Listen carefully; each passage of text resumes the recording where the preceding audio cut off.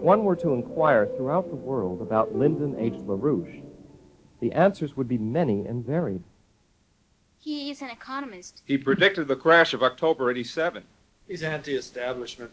He's a maverick. He is naming the names of the international banks running the drug traffic. He is persecuting me. He's the author of the SDI.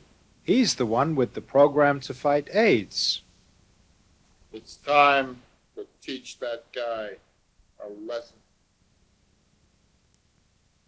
Now, as you know, I'm quite a center of controversy around this country these days, particularly around Washington. I'm in a fight with Henry Kissinger on every policy involving foreign policy in general and monetary policy. And it is said around Washington that whoever wins that fight, Kissinger or I, whether I influence the policies of government or whether Kissinger continues to influence those policies, will determine the fate of this nation.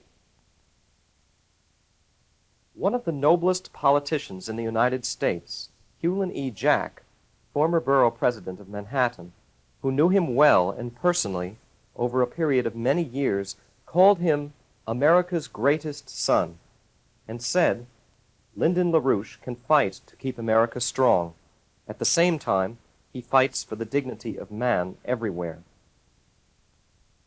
Let us go back to being a great industrial power, an agro-industrial power flourishing in scientific and technological progress. Let us be again what was said of us at the establishment of our independence from the feudalistic policies of Britain, a temple of liberty and a beacon of hope for all mankind. Let us again be the defender of the smaller, weaker nations of the world against colonialism and imperialism in all their manifestations. Let us build among the sovereign nation states a community of principle according to natural law, as Pope Paul VI, Populorum Progressio, beseeches us to do. Let the President of the United States be a person who knows that his or her most essential duty is that of the chief magistrate of a great republic. Let the frightened and oppressed of our own and other nations around the earth look up with just hope from their injured circumstances and say to themselves, this is an injustice which the President of the United States would not tolerate if he knew of it. Let that opinion be justified. Indeed, those who know Lyndon LaRouche, be it through close personal collaboration or through public contact and discussion with him, will characterize him as a man who has devoted his entire life to the big issues facing mankind, as German poet Friedrich Schiller would have put it. For him, born an American, the heritage of the Founding Fathers is embodied in these words in the Declaration of Independence. We hold these truths to be self-evident, that all men are created equal, that they are endowed by their Creator with certain inalienable rights, that among these are life, liberty, and the pursuit of happiness. This precept has served as a guide for his entire life. His commitment to fight for the inalienable rights of man, of each individual on earth, has always dominated his outlook and his activities. A decisive factor in his formation was his encounter at the age of 14 with a man who was to become one of his best friends and to accompany him his whole life, Gottfried Wilhelm Leibniz, the great German statesman, philosopher, economist, and scientist. Leibniz can be considered one of the early promoters of the first republic in the history of mankind, the United States of America, a republic established against the power of the British oligarchical empire, a republic based on natural law. The essence of natural law is that every human life is sacred, and that the development of the creative mental potentialities of each and all individuals is also the sacred duty of society, and that also society must afford to each and all persons the opportunity to employ the developed potentialities in some way which contributes good to present and future generations. That no man is compelled to go to his grave like a mere beast. This is the law of equity, That law of equity is an absolute, in the sense that no state and no man can deny any individual, anywhere, his right to equity so defined, unless that violation be to defend the very existence of those institutions of society on which the fostering and protection of equity for all persons depends. His deep understanding of Leibniz's writings helped the young LaRouche to find the real purpose of a meaningful life, the pursuit of the good and of truth. The rigorous search for truth runs like an invariant throughout his development, providing the basis for his courage, his strength, and his astounding energy in solving problems, in attacking injustice and evil. It is the foundation of his life's work and fight for a more human, better world. Lyndon LaRouche is, in a real sense, a symbol of the true ideals of the American Revolution, a true patriot and a true world citizen. In the United States and around the world, the situation is terribly frightening. The drug pandemic is destroying the bodies, minds, and souls of youth in every part of the world. Entire nations are being destroyed by drug-financed international terrorism. During the middle of the 1970s, there was the worst genocide of the century in Cambodia. But now, famine and disease are wiping whole African nations from the map. Here in the United States, our farms are being driven into bankruptcy, while the world as a whole is plunged into the worst food crisis of the century. Our industries are collapsing, while 40 million Americans are below the poverty line. And the majority of our debt-ridden people are much less well off than their families were 20 years ago. We are now at the brink of the worst worldwide financial crisis collapse in modern times. Possibly the deepest depression in our history could hit us during the coming 2 years. Some who say that they will set the policies of the next administration are proposing to let the International Monetary Fund increase your taxes, dictate our federal, state, and local budgets, reduce the incomes of our people, and forbid new investments in agriculture and industry. According to powerful circles in Western Europe, Europe will go under the dictatorship of a Europe-wide super government after the European parliamentary elections of 1992. There are those, even in the United States, who propose handing West Germany's economy to Moscow, an act which would reduce the United States to a third-rate power. Leading members of the European establishment are saying to my associates there that these developments are a sign that an entire era of modern history is coming to an end. If those governments and the next president here make the kinds of decisions toward which Democratic Party leader Robert Strauss and others have referred, the next 2 years will be the worst crisis in our nation's history. Partly because of those decisions, the world as we have known it will come to an end by the time the 1990s begins. I'm not a pessimist. I'm a realist. I have the courage to look these dangers square in the eye because I know there are solutions. We can conquer these dangers and save our freedom if we can find statesmen with the courage to make the bold decisions needed to reverse the downward trends we've been following during the past 20 years. Naturally, when those establishment figures say that we have come to the end of an era, they mean the post-war era. They mean the end of what used to be called the American century. They also mean something more than just the end of the American century. They mean this planet sliding into a new dark age like that in 14th century Europe. They mean the end of everything civilization has achieved in the cause of human freedom in Europe and the United States since the famous Council of Florence set modern civilization into motion back in 1439. I bring you terrible facts, but I also bring you a message of hope. His message of hope has been clearly understood throughout the world, especially the American people.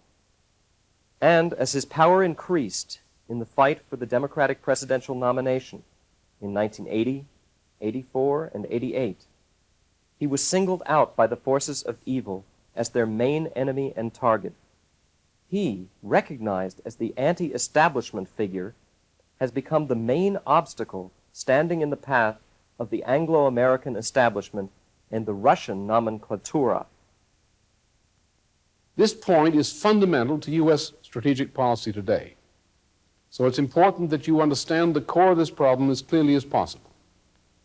As I reported in an earlier broadcast, the foundations for the policies of the liberal establishment family's agreements with Moscow are essentially the policies which were laid down by Bertrand Russell and H.G. Wells over the period from the early 1920s to the early 1960s.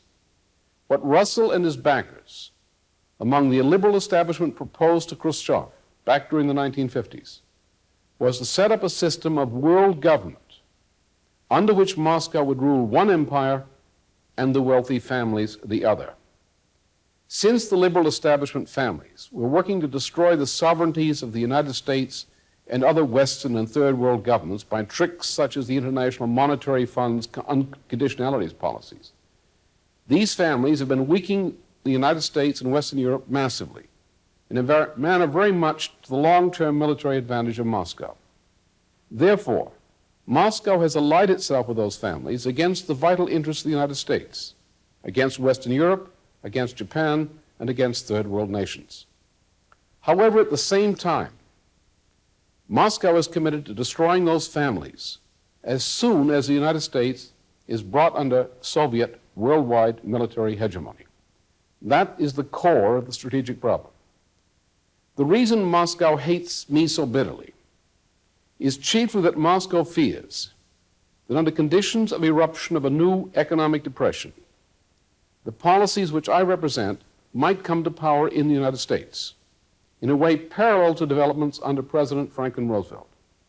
If that were to occur, then the ability of the wealthy families to control the policies of the United States would be greatly weakened, probably preventing Moscow from becoming the worldwide power it desires to become before the end of the 1980s.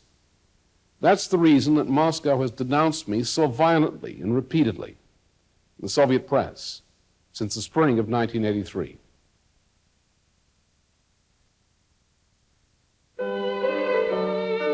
Lyndon H. LaRouche Jr. was born into the evangelical faction of the Religious Society of Friends in Rochester, New Hampshire, on September 8, 1922. His family was steeped in 5 generations of family traditions.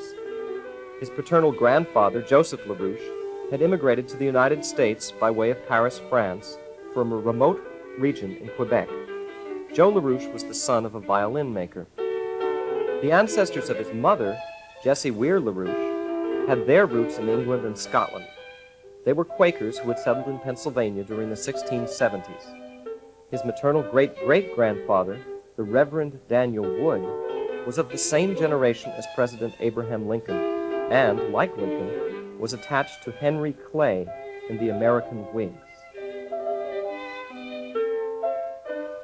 Born a member of the Society of Friends, the Quakers, he later broke with that creed. After attending school in Rochester and Northeastern University in Boston, Massachusetts, he served in the American Army during the Second World War in the India-Burma theater.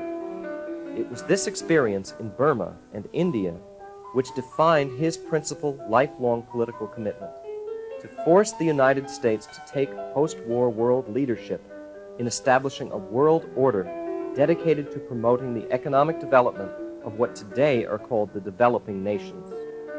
After the war in 1947, he started a 20-year career as a management consultant, gaining his first experience from his father at the United Shoe Machinery Corporation.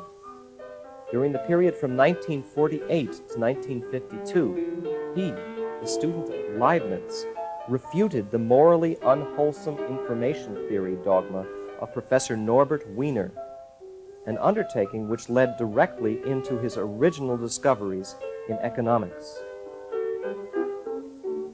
In the mid-1960s, he launched a strong attack against the New Left and their post-industrial New Age philosophy, which he identified already at that time as the greatest evil of our age. His commitment to combat the New Left led to the creation of a new international humanist philosophical association. The building of this international movement reached a high point in 1977 when LaRouche married Helga Zepp LaRouche, the international president of the Schiller Institute and the chairman of the Patriots for Germany. In his autobiography, The Power of Reason, published in 1987, the year of his 65th birthday, LaRouche writes, "After 9 years of marriage, it is now difficult to make a distinction between the fruits of Helga's and my own collaboration, and the enrichment of my ideas in the course of that collaboration. Without her contribution, I should be much less than I am today. Those who find themselves in that state of mind know thus that theirs is a good marriage. My debt to Helga is but a special degree of the general indebtedness of a similar kind which I owe to many among my collaborators. I have an excellent marriage, and, in the same sense, a most fortunate association."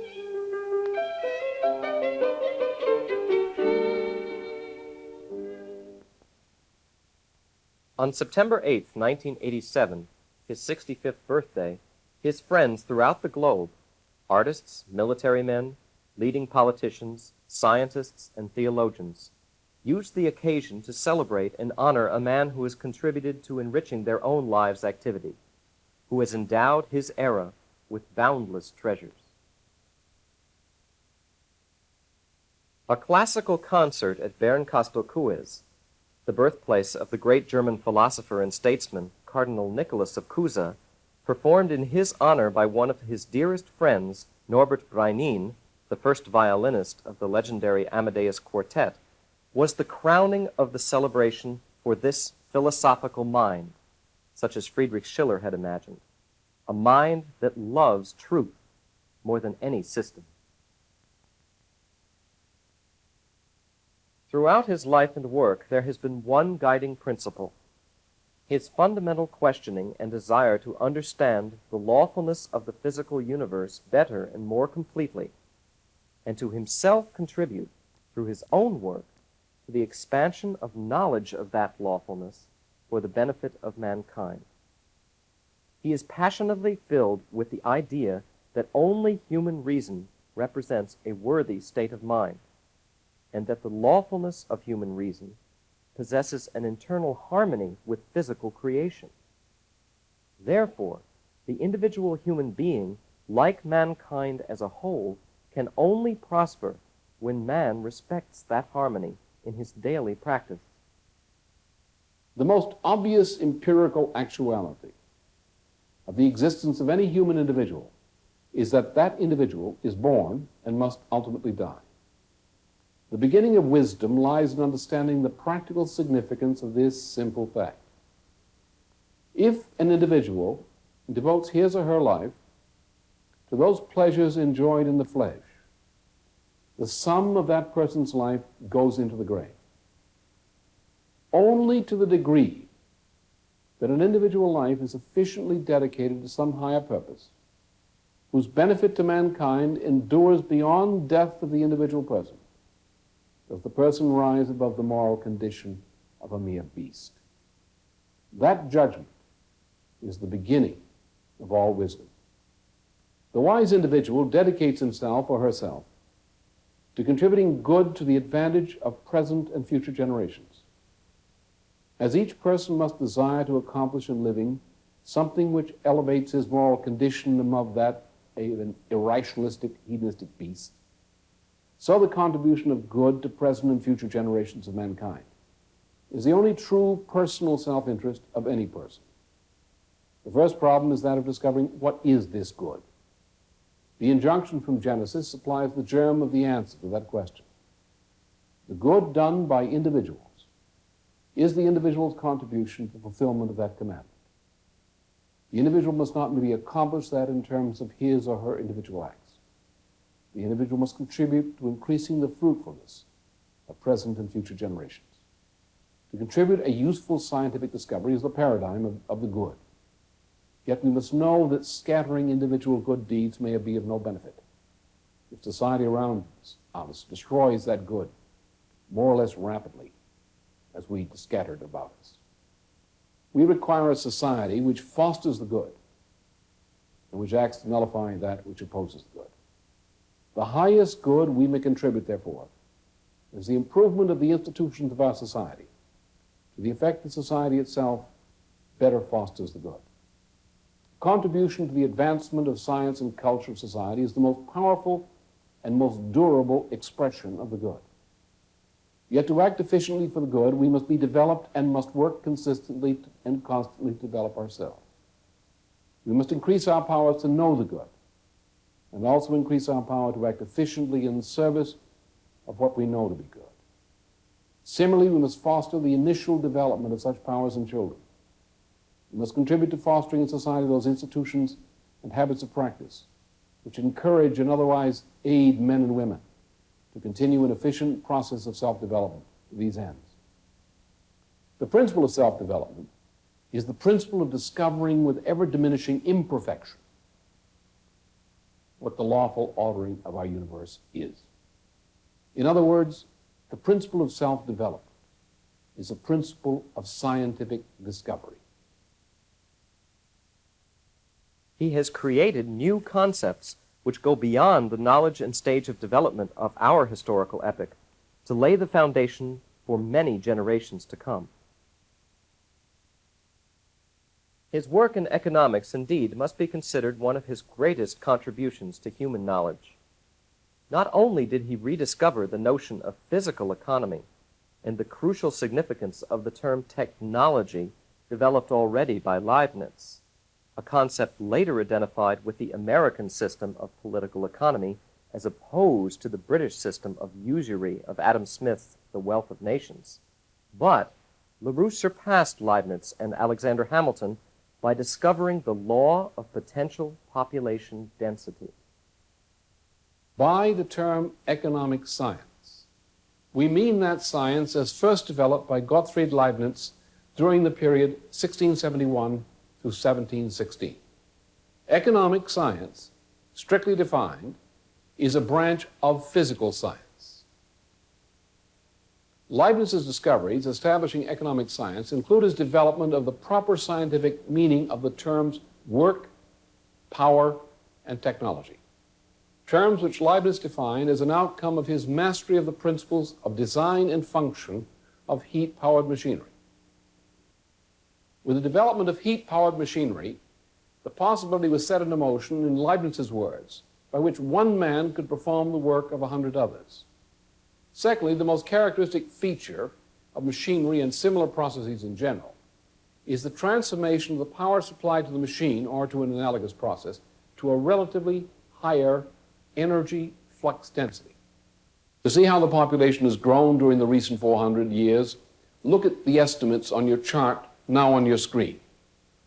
Through various stages of technological progress, our population is more than 450 times the level possible for primitive mankind. Under conditions made possible by modern technology, many persons can expect to live to more than 70 years of age. The potential population density has increased by more than 450 times. We can restate that this another way. The productive powers of labor have been increased by more than 450 times. This increase has been the result of successive technological revolutions. First, there was the development of fishing near the mouths of major rivers. Out of this came the development of simple water vehicles and the beginnings of simple urban settlements based on fishing. Out of this came the development of simple agriculture. Agriculture developed best in settlements near the mouths of important rivers and spread upriver. There were revolutions in the development of materials and tools.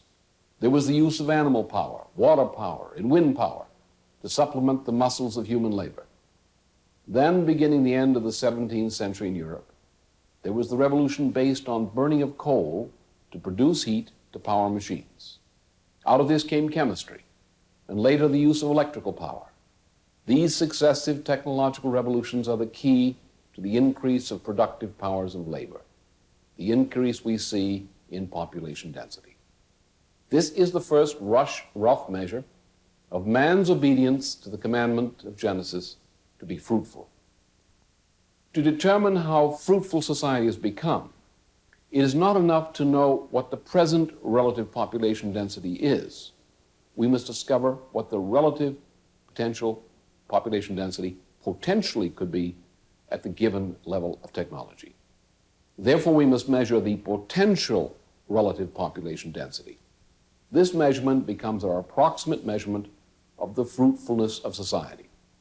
This is the approximate measure of the productive powers of labor. One of the unavoidable byproducts of technological progress is that the division of labor and production becomes increasingly complex. As a result, the size of the population must be increased.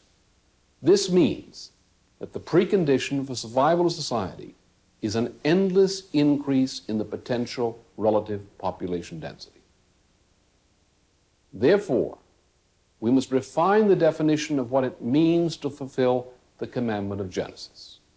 Mankind's behavior is not fruitful unless mankind is increasing the relative potential population density. Therefore, what we must measure is not simply potential relative population density. What we must measure is the increase of potential relative population density. In other words, the man who labors in the exact same manner as his father, his grandfather, and so forth before him, is not being fruitful in the way Genesis requires of society. It is technological progress which makes mankind fruitful. It is changing our behavior in the way scientific progress implies, which makes our labor fruitful.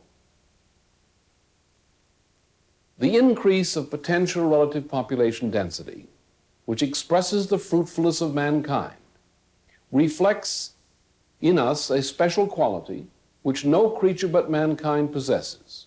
No species of animal could willfully increase its potential relative population density by even 2 or 3 times, to say nothing of 450-fold.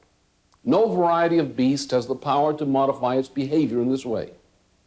Man's power to discover the laws of the universe ever more perfectly and to assimilate that improved knowledge in the form of technological progress is a special quality of mankind, the quality properly associated with the name of the human soul. LaRouche ridicules the notion of money as the main economic parameter. The economics as practiced and taught, people often say, well, I say we're going to increase the productivity of mankind by creating credit, loading the credit at low prices, to employ people who are presently unemployed, and to invest in the capital improvement of production and infrastructure. And they say, where's the money going to come from? I say we're going to uplift the productivity of all mankind by exploring and conquering space, colonizing Mars. People say, where's the money coming from? Now, this is animal talk. This is not human talk. The essence of the matter, as every Danish farmer knows, or used to know when they were still allowed to invest,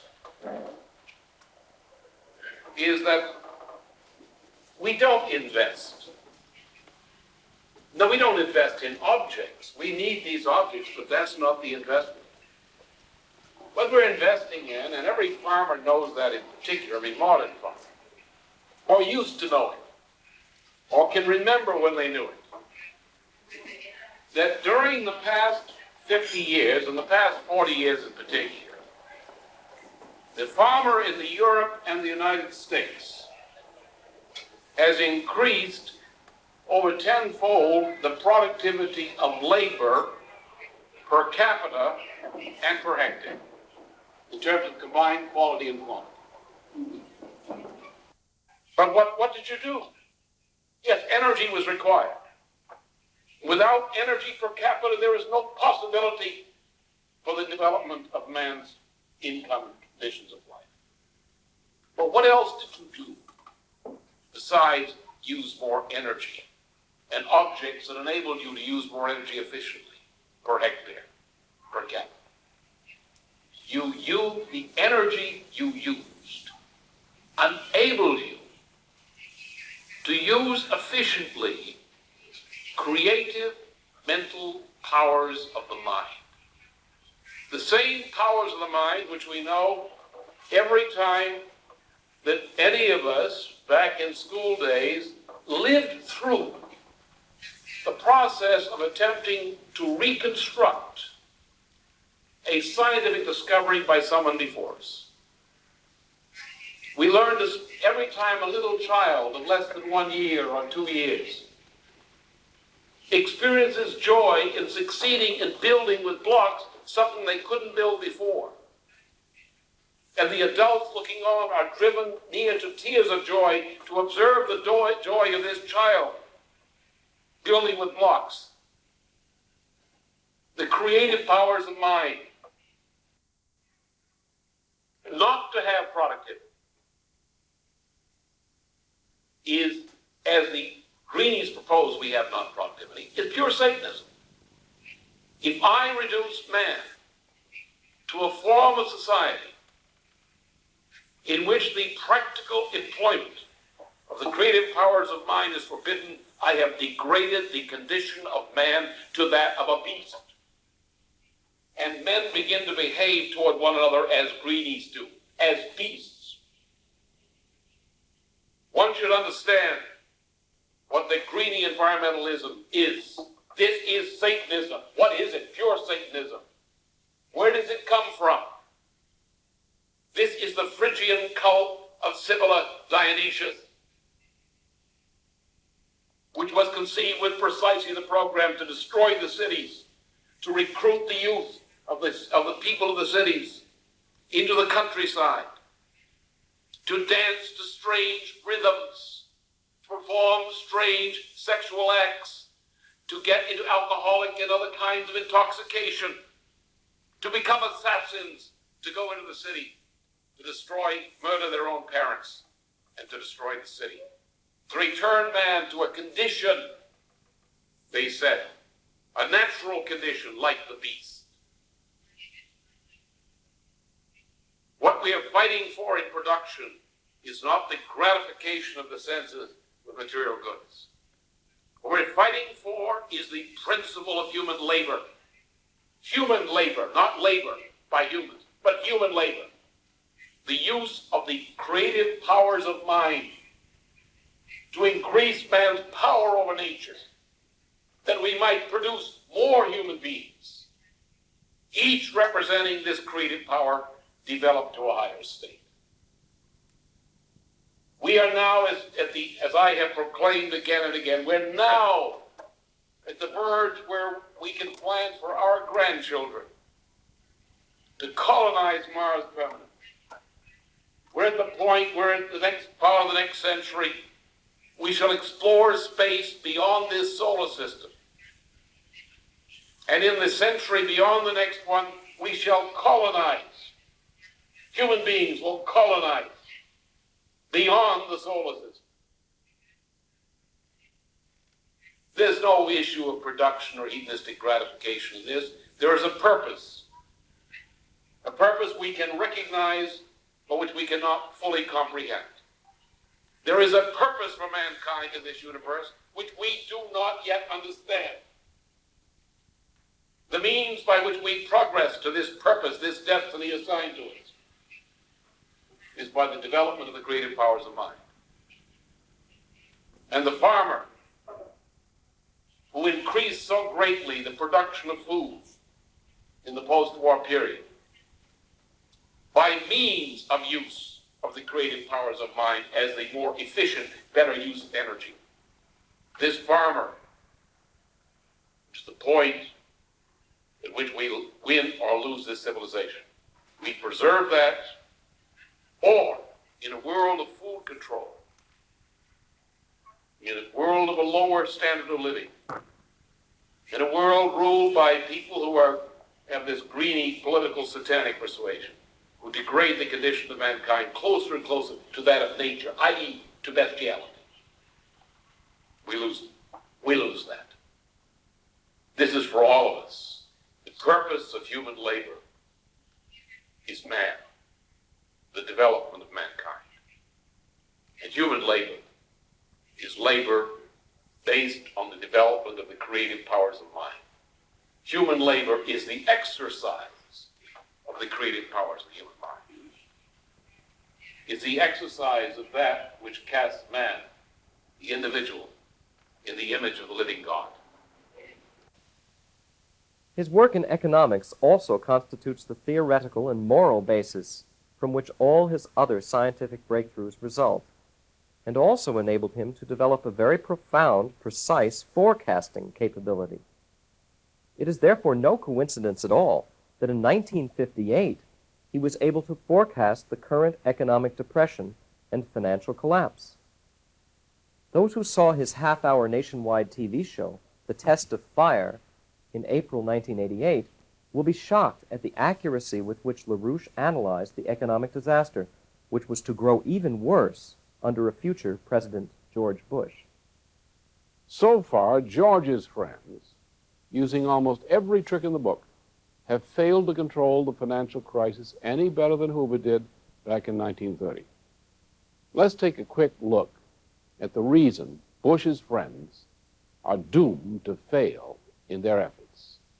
Now, imagine we're back in October 1929. I drop this ball. Let's see how that looks on the Wall Street Journal's chart.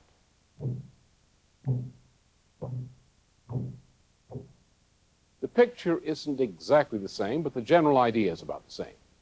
Now, come back to the middle of October 1987.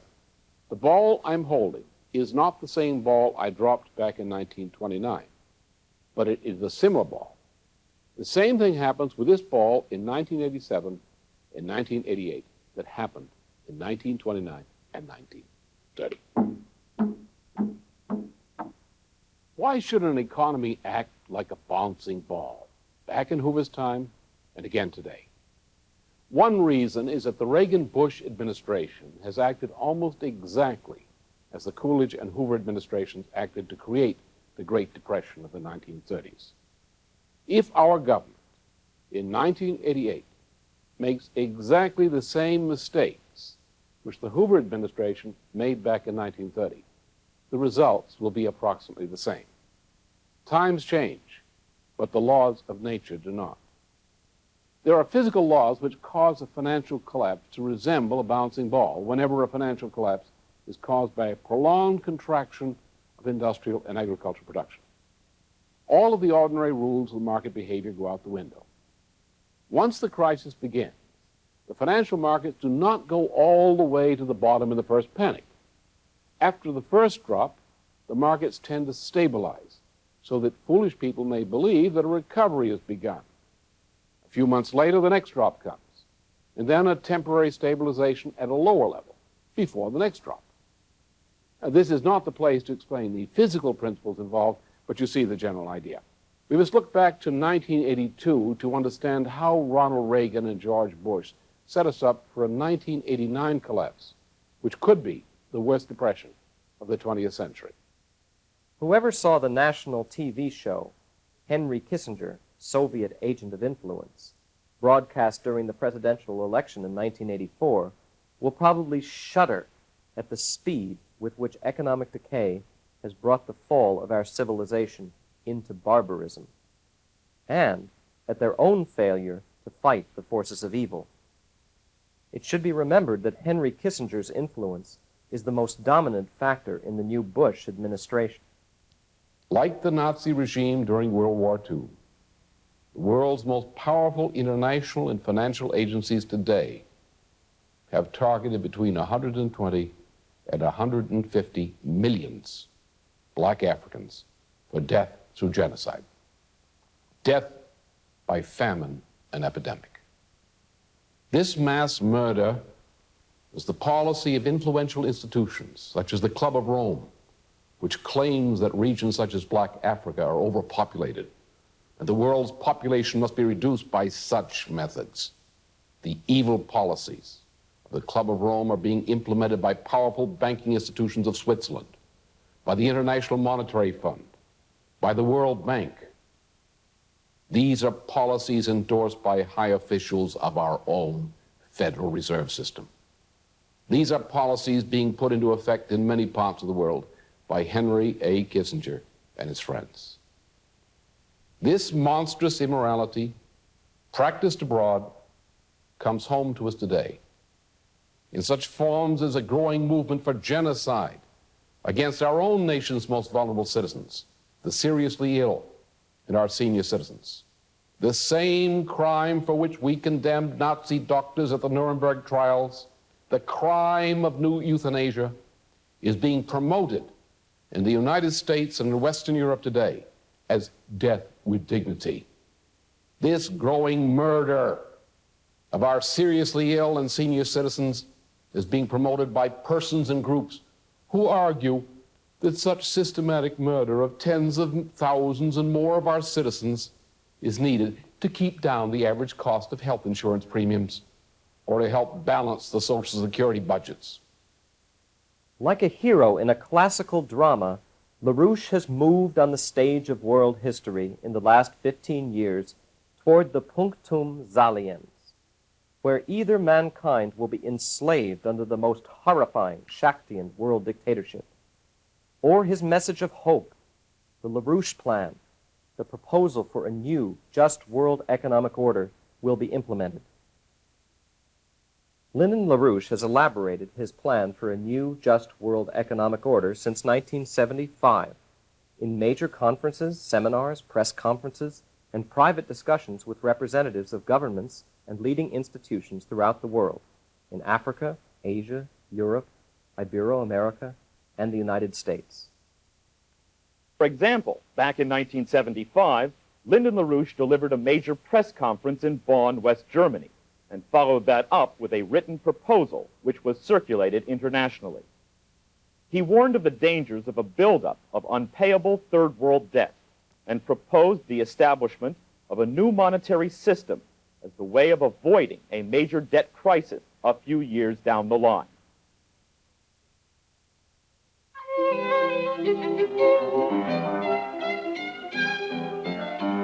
August 1976.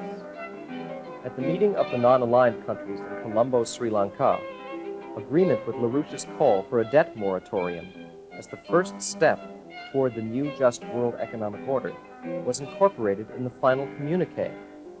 But the financial oligarchy tried to stop the process with destabilizations of governments and assassination attempts, most brutally shown in the assassination of Zulfikar Ali Bhutto, the Prime Minister of Pakistan.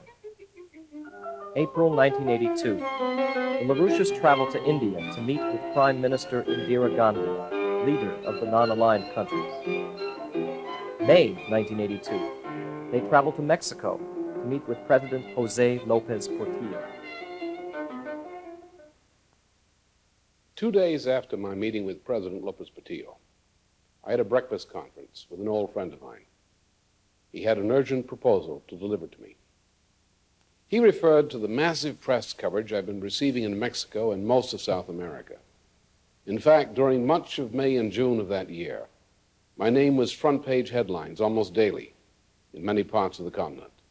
My friend indicated that this press coverage had created a situation in which many influential circles in many of the republics of the continent were ready to begin acting on economic reform proposals which I had been proposing since 1975. It is most urgent, my friend told me, that I sit down and write immediately a comprehensive proposal for economic reforms for the entire continent. Influential circles in many countries were ready to act, but they needed the entire proposal written up in one single document.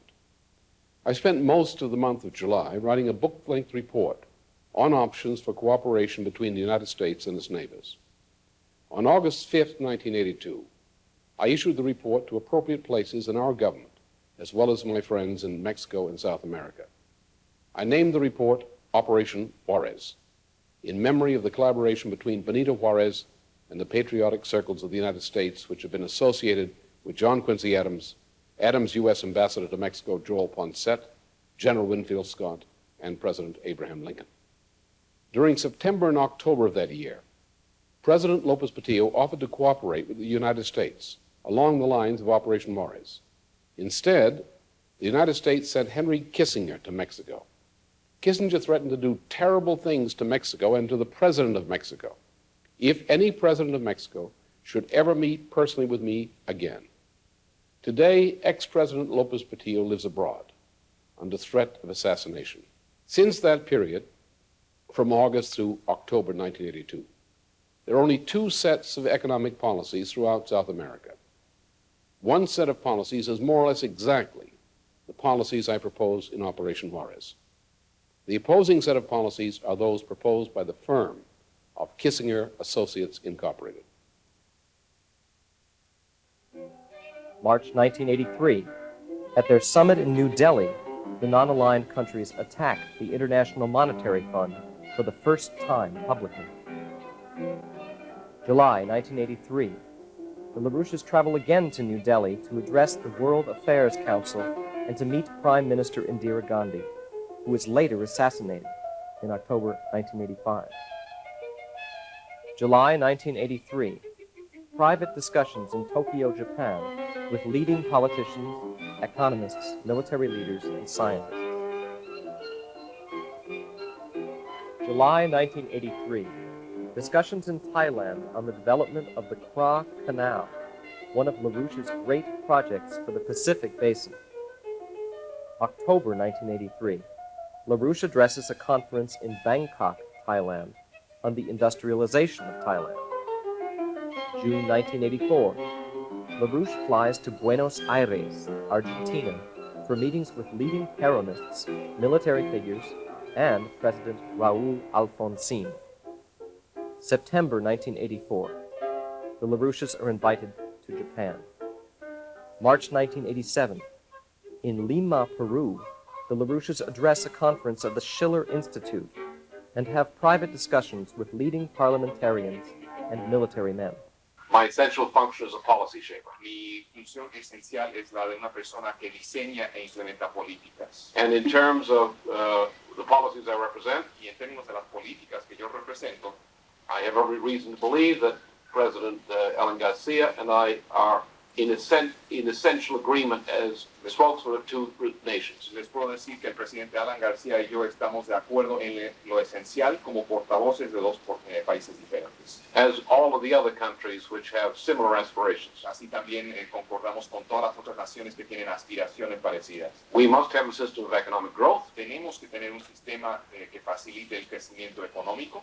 We must have world trade, Tenemos que tener comercio mundial which delivers capital goods needed to developing countries. que le puede garantizar a los países en desarrollo lo que necesiten en términos de bienes de capital. We must have long-term credit at low borrowing costs Tenemos que tener crédito a largo plazo y a bajas tasas de interés to enable this trade to occur. para que pueda llevarse a cabo este comercio.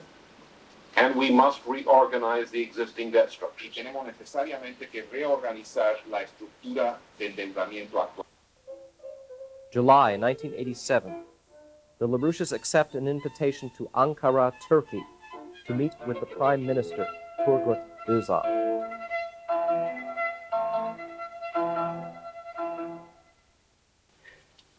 I shall not exactly discuss what I said with the Prime Minister Erdogan or the Foreign Minister or the Defense Minister or some others. These were private meetings, and it wouldn't be proper for me to discuss the content of them.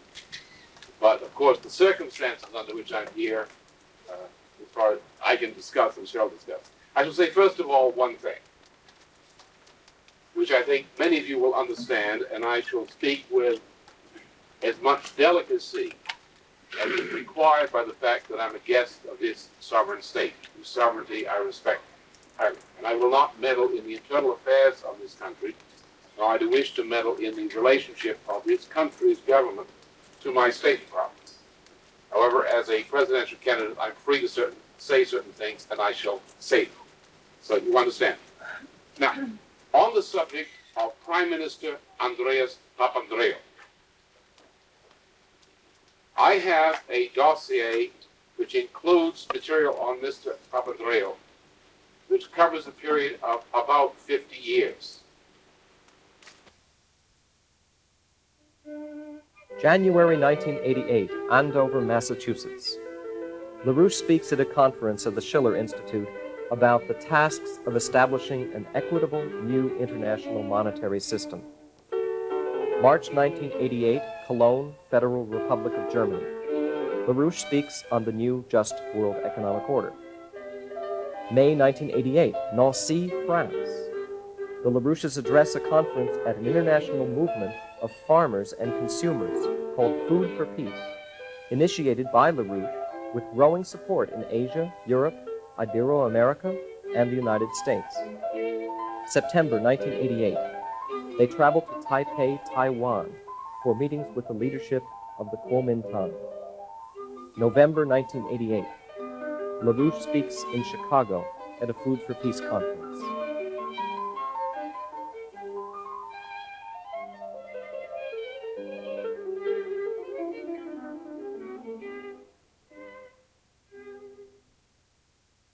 Let's now look quickly at the LaRouche Plan, the only effective method of relaunching the world economy to usher in a qualitatively new phase of prosperity, based on the promotion of scientific and technological progress and mediated through big industrial projects.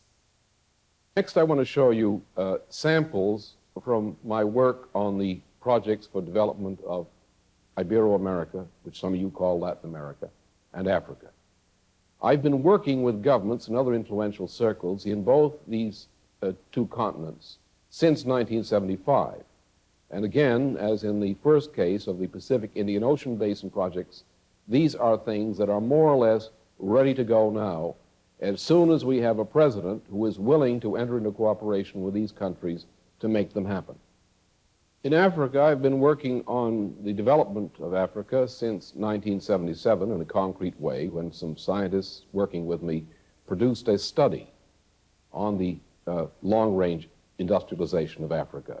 More recently, I've published a number of books which are studies on the same subject for a number of specific countries in Arab Africa as well as in Black Africa, and done similar things in the Middle East, including a study now in progress in collaboration with some people in Israel for an economic policy which might help to get Israel out of its present economic and monetary mess.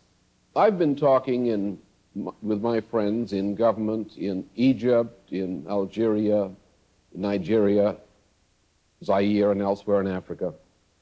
And among the projects which we've discussed is a high-speed rail trunk line across Africa, running approximately from Dakar to Djibouti. Without such a rail link, it is impossible to develop what is called the Sahel, sub-Saharan Black Africa. This would begin with a rail line in the northeast of Nigeria to a railhead in Sudan, through Chad, which means we're going to kick that Soviet agent Gaddafi out of Chad. And Chad, one of the most miserable countries in the world, is going to become a developing area. This is going to be a vindication of what President Roosevelt described to Churchill as American methods, American 20th century methods. In LaRouche's grand design, the mission for the West to make development the name for peace includes not only the development of the Southern Hemisphere, but also the gigantic project of colonizing space. The Mars colonization program, for me, even though it is necessary, it is practical, scientifically, economically, the most important thing is to reach out around the world to these poor little children from poor families in the villages and the ghettos of this world, and to inspire them to say they have a government which has a 50, 100-year commitment, which ensures that they have a future, which tells parents that that government is ensuring that their children and their grandchildren have a future. And if we can do that, and if nations will share in that attitude, developing the developing sector, cleaning up this planet, making it livable, and exploring space, I think we will survive quite nicely. And I think that will be a happier world than the kind of insane world which my own country has so much responsibility for helping to create. Thank you very much. In a nationwide TV address called The Woman on Mars in February 1988, LaRouche called on Americans to realize their mission in space. There are two reasons we must choose a Mars project as the way to achieve the rates of economic growth needed. First, there are powerful reasons we must have a colony on Mars. to achieve certain very specific kinds of scientific breakthroughs we shall need on Earth, we must do the kind of astrophysical research we cannot do without a Mars project. The practical purpose is to build up a system of giant radio telescopes as far away from the sun as possible. To sustain the scientists and engineers working on these space laboratories, we need a nearby logistical base. To support those scientists and engineers requires a population about the size of a medium-sized city on Earth. Since Mars is the nearest location which meets the requirements, we must colonize Mars. The second reason is that the Mars project uses every frontier technology we might expect to develop during the coming 50 years of scientific research. That means that the space program will be supplying our civilian industries with the most advanced technologies possible at the most rapid rate, putting the United States permanently in first place in technology. These technologies include plasma processes, which are not only energy sources for all mankind during the coming 50 years and more, but also the new basic industrial technologies. Once we can bring sufficient cheap energy to bear, not only to boil tungsten, but to heat it into a plasma state, all limits to natural resources, as we now define such limits, cease to exist. A second related technology is that represented in a primitive way by today's laser machine tools. This means controlling the entire electromagnetic spectrum as the basic tool of production for uncounted centuries still to come. A third technology is modern optical biophysics, perhaps the only technology which will enable us to provide cures for such diseases as cancer and AIDS. An integral part of the LaRouche plan is his policy for a war against drugs, adopted in large part by the governments of Latin America, and his policy to fight the potentially species-threatening AIDS epidemic. Although an effective defense of the West requires a strong regenerated economy as its primary basis, LaRouche has also developed a specific strategy for the defense of the United States and its allies. He is the author of the SDI, the Strategic Defense Initiative. He presented his concept of replacing MAD, the Mutual and Assured Destruction Strategy, with a layered beam weapon system in a series of forums all over Europe, in Bonn, Rome, Paris, in Washington, and in Tokyo, already in 1982, more than a year before President Reagan announced the new defense doctrine on American TV in March 1983. During recent 20 years, the level of scientific potential and industrial development of both Europe and the United States has collapsed so much that the new defensive system could be built in the United States and Western Europe only with very high levels of scientific and industrial collaboration among these nations and in cooperation with Japan. I explained the fact that to many, back in 1982, that the U.S. and European economies are in much worse condition than they were in the 60s. And they are in far worse condition today in 1985 than they were in 1982. The United States today leads the world in the rate of collapse of its industrial and scientific and agricultural potential. Second, I also said, and it's still a fact today, that compared to the cost of developing such a defensive system, it would cost the United States, the cost of not developing such a system, it would not cost the United States and Europe a single penny in net cost to develop a strategic defense initiative and to deploy it.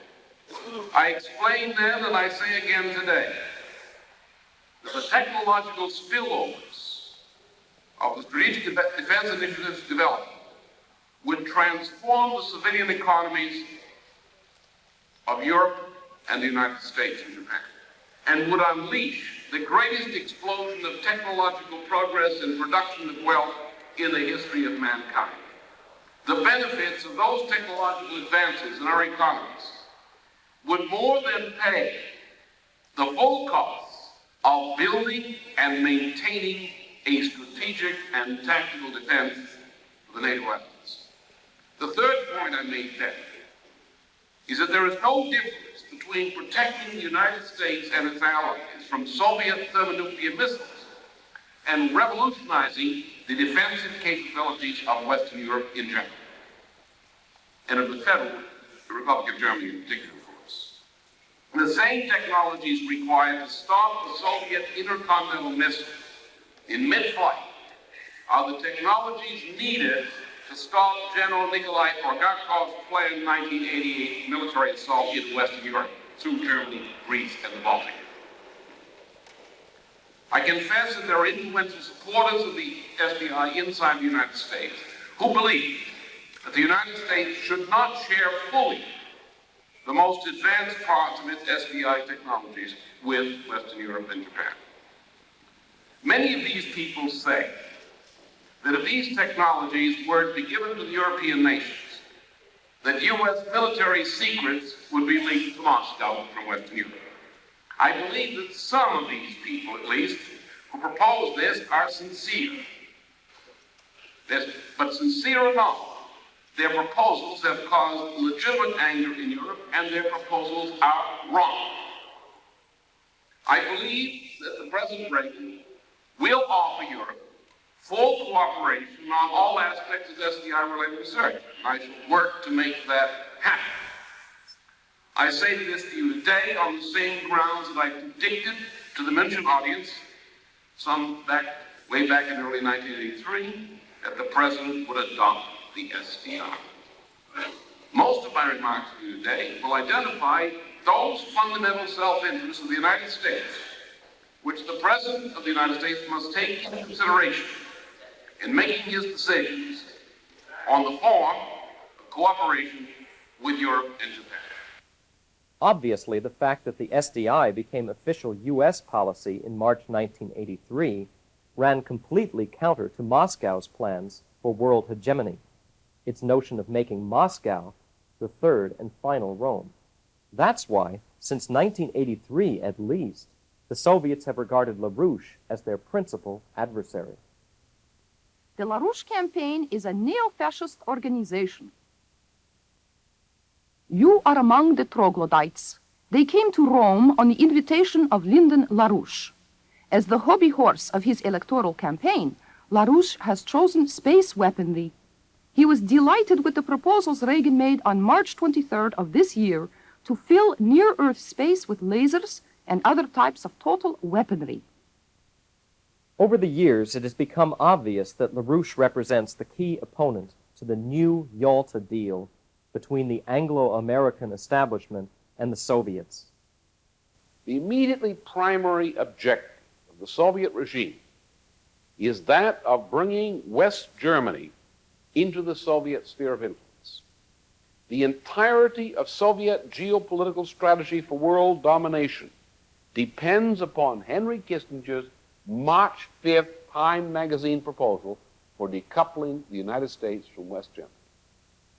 It is not essential, nor even desirable from a Soviet standpoint, that the Red Army permanently occupy West Germany. Once West Germany falls into the Soviet sphere of political and economic influence, all of Western Europe becomes immediately strategically indefensible. Soviet objectives concerning West Germany are part of a larger avowed Soviet doctrine known generally as the New Yalta Accord. This doctrine redraws the world map. The United States will be permitted a sphere of strategic influence in the Western Hemisphere, but nowhere else. The demanded Soviet sphere is to include all of Western continental Europe and the Mediterranean and all of Asia. Concerning the U.S. assigned sphere of influence, Soviet demands are limited to three. The United States shall never again attempt to equal Soviet forces in the mass or quality of weapons systems deployed. 2, the United States shall confine its strategic influence to Britain and the Americas.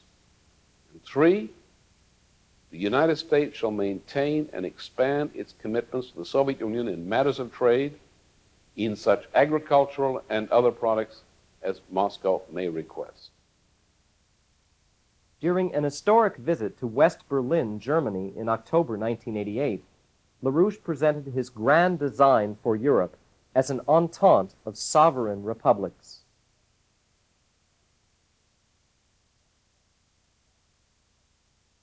I shall propose the following concrete perspectives to our next government.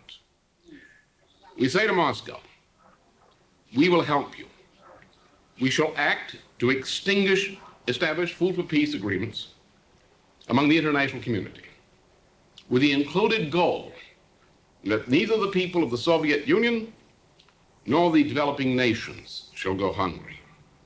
In response to our good faith in doing that for you, let us do something which will set an example of what can be done to help solve the economic crisis throughout the Soviet bloc generally. Let us say that the United States and Western Europe will cooperate to accomplish the successful rebuilding of the economy of Poland, a kind of Marshall Plan aid to rebuild Poland's industry and agriculture. If Germany agrees to this, let a process aimed at the reunification of Germany's economies begin. And let this process leading toward reunification be the punctum saliens for Western cooperation in assisting the rebuilding of the economy of Poland. Looking at the totality of LaRouche's work, it's clear that this remarkable and exceptional man, unique in his century, is the most noble and beautiful expression of our Judeo-Christian humanist culture. He represents the line of defense in the fight for the vital and fundamental values of Christian humanist civilization. This is the fight between good and evil, a cultural war which he and his organization are committed to winning. This idea of the individual, the idea of the individual which is in accord with this idea of economy, is peculiar to what we call Western European civilization. Is peculiar to what we call the Augustinian matrix as opposed to the Eastern one. Because only certain ideas associated with the Augustinian notion of the Trinity, or the Augustinian clarification of the notion of the Trinity, and the idea of filioque, only in such a society which is so influenced does this idea of the relationship between individual natural law and creativity exist as a social policy. For example, we in the West, as against the Russians. Now the poor Russian, and we say poor Russian, he may be a beast and so forth, a rapist and everything else, all that's true. But if we take the Russian out of Russia, out of Holy Moscow, out of Matushka Rus, out of Rodina, and you bring that Russian into Western civilization, assimilate him in Western civilization, not of course in the Shikaria and Hamburg, but I mean real civilization. This Russian, as we know from Russian immigrants into Western Europe and the United States, this Russian is just like the rest of us, essentially, most of the time. But he becomes a productive worker, very skilled, moral, as we are moral. But you take his relative back in Russia, in Great Russia, and what have you got?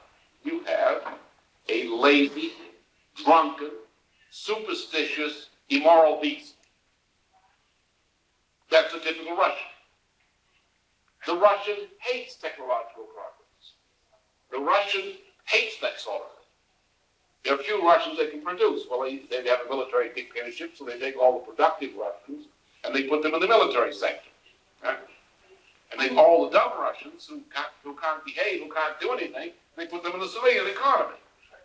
And they make the civilian economy work by using slave labor from Turks and others, or by slaving and looting Eastern Europe. We in the West have actually twice to three times the productivity per person of of the Russians.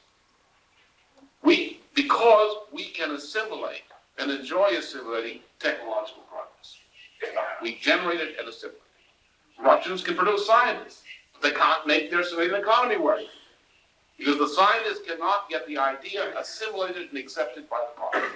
Now, this Western European civilization, based on this Augustinian conception of the individual, forms a cross, essentially, on the planet. It goes from the border of the Roman missionaries to the east, in the Ukraine, Poland, and so forth, that runs all the way to the Philippines. In the Americas, it runs from, well, a little south of Canada. We do have some Christians in the United States, and it runs down to the Cape of Good Horn.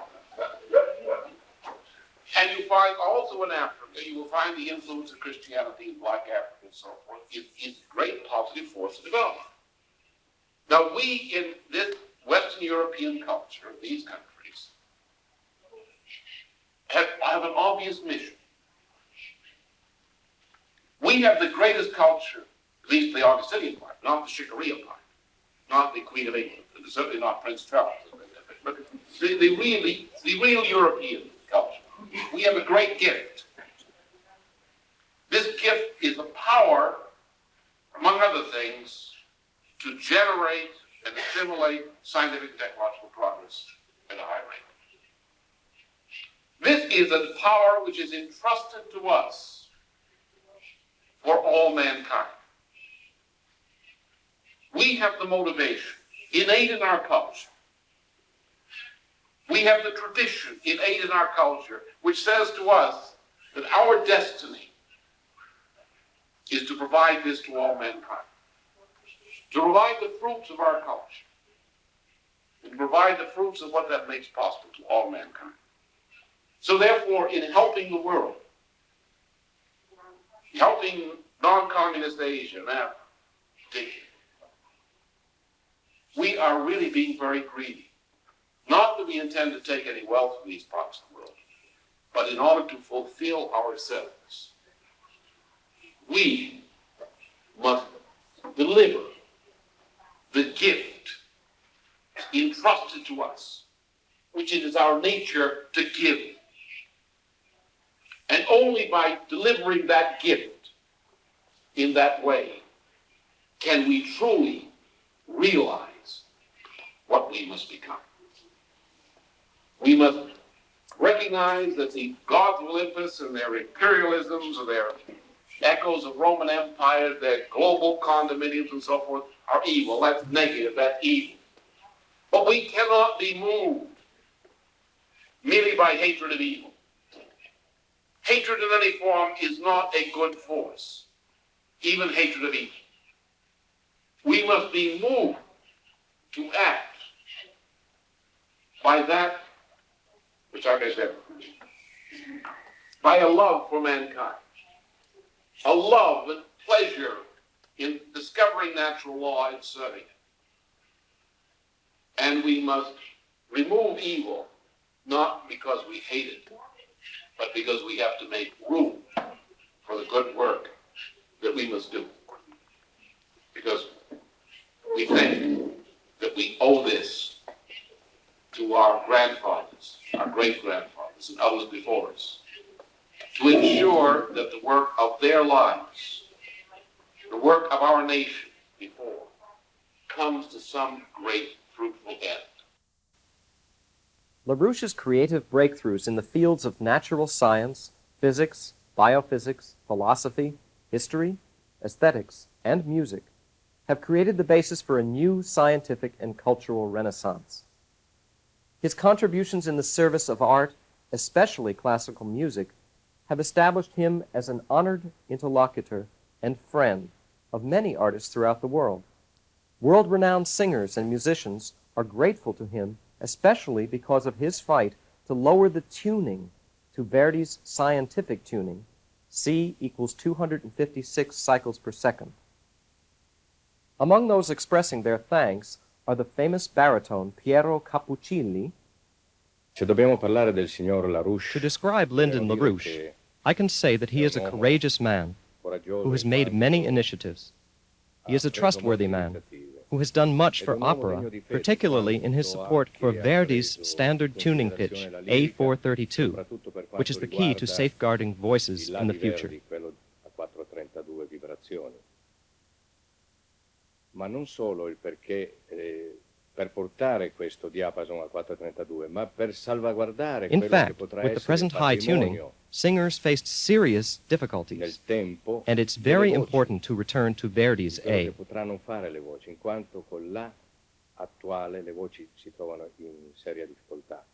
Verdi Se was right, vogliamo and avere Mr. ancora LaRouche, with his initiative, cantanti has validi, also understood how important it is effettivamente to go ritornare a back to quello che singing Verdi half a step lower. voleva. Verdi non ha mai sbagliato e penso che anche il signor LaRouche che abbia Mr. LaRouche has a broad-ranging mind, which extends into all fields of knowledge. sia il cantare quasi mezzo tono sotto.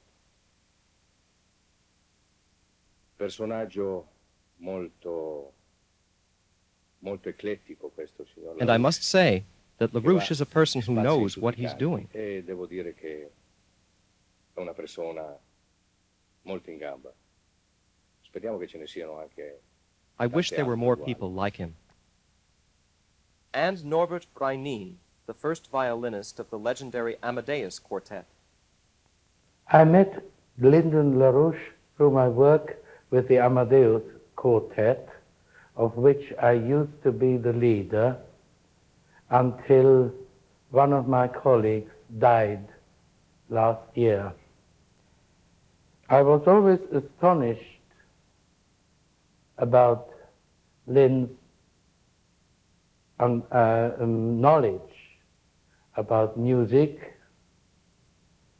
which was far above that of many practicing musicians, and certainly way above that of most laymen.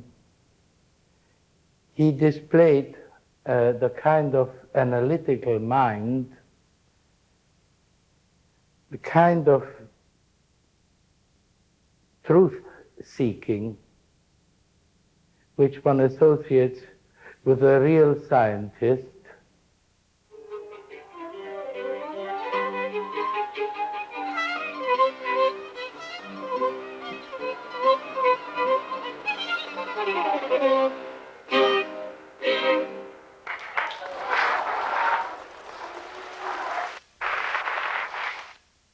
The fight for the scientific tuning of C equals 256 was initiated by LaRouche at a conference in Milan, Italy, in April 1988. The power of his ideas became so great and found support among so many Americans that LaRouche's presidential campaign posed a serious threat to the establishment, a threat to become the first president in the history of the American nation who is a universal mind, a philosopher king in the true Platonic sense. If I were president, for example, or President Reagan, if he wants to do it, call up the heads of state of these countries to the United States, meet in Washington for this kind of purpose, take the kind of measures I've indicated, and when they walk out of that office or out of that meeting, we're going to have a new international monetary system, and the 350 million people of Ibero-America and the 220 or 230 million people of the United States, that's a pretty good number, isn't it, are going to impose upon the world, to the enthusiastic cheering of most of the world, a new international monetary system, and the Swiss bankers will just have to watch it go by because they won't be able to stop us. For his enemies, this was clear with the dramatic victory of LaRouche candidates in the Illinois primary in March 1986. The order was given out by the establishment to stop LaRouche. "Let's teach LaRouche a lesson for his political arrogance," was the battle cry.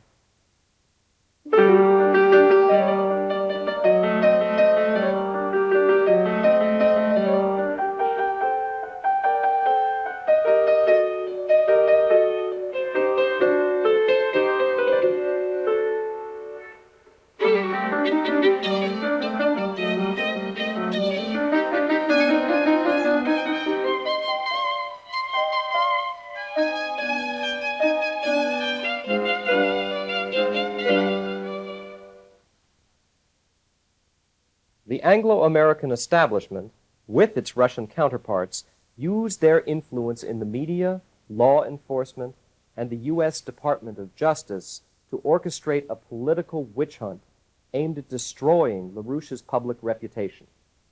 Character assassination was to be the prelude to his physical elimination. The former head of German military counterintelligence, the MAD, retired General Paul Albert Scherer, went on nationwide television in the U.S. to denounce this character assassination. Dieser teuflischen Brunnenvergiftung. The Soviets' diabolical poisoning of the wells and their cynical strategy of deception includes actions to muzzle, slander, criminalize, and eliminate important vanguard thinkers in the West. Lyndon LaRouche is one of these top-ranking target persons, as many experts have stated. In the global context, the Soviets have classified him as their deadly enemy number one on the KGB's list of Americans alive today. LaRouche emerged as a dire threat when he developed the idea of the SDI to defend the West, a concept which was adopted by President Reagan in 1983. Ever since then, a campaign of character assassination has been running against him at full throttle. If the accusations leveled against LaRouche were true, we would have to seriously warn against him. But, and this I know, there is no truth to them. Why am I standing up for LaRouche? Because I have come to know him personally as a far-seeing, highly committed person of unimpeachable integrity, as a policymaker, as a modest, honest, and deeply religious human being whose overriding concern is the future of Western civilization. We in Europe depend upon our alliance with America, and Lyndon LaRouche would never let us down. On January 27, 1989, in Alexandria, Virginia, in the most horrendous political show trial, worthy of Hitler or Stalin, and without precedent in U.S. history, LaRouche and 6 associates, convicted on hoked-up charges of conspiracy to commit tax evasion and fraud, were sentenced. LaRouche, at the age of 66, was given a ridiculously long prison term of 15 years and was immediately imprisoned, despite a pending appeal. A storm of protest all over the world was unleashed by this expression of KGB Nazi justice against LaRouche. Circles in Europe drew the historical parallel to the People's Court of Roland Freisler in Nazi Germany. Others, like retired German Brigadier General von der Heydte, a well-known expert in constitutional and international law, have compared the trial against LaRouche with the Dreyfus affair in France in 1894. In Ibero-America, the treatment of LaRouche has been understood as the climax of the long series of treasonous acts which the United States has committed against its friends and allies in this century. A nation which treats its greatest sons, such as Martin Luther King, John F. Kennedy, and now Lyndon LaRouche, in such a way, brings its own punishment upon itself.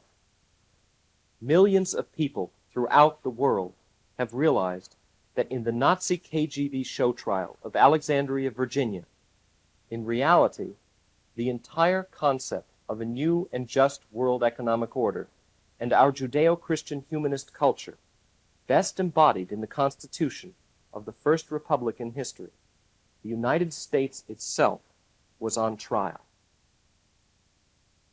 In Asia, the Mideast, Europe, Ibero-America, and the United States, citizens have stood up against this injustice. In demonstrations, vigils, petitions, and hunger strikes, the movement to pardon and free LaRouche has grown ever stronger. This movement will not rest until the final Martin Luther King Tribunal, acting on behalf of the highest agency of justice, has prosecuted and judged those who are guilty of defiance of natural law. As Friedrich Schiller said, world history is the court of world justice.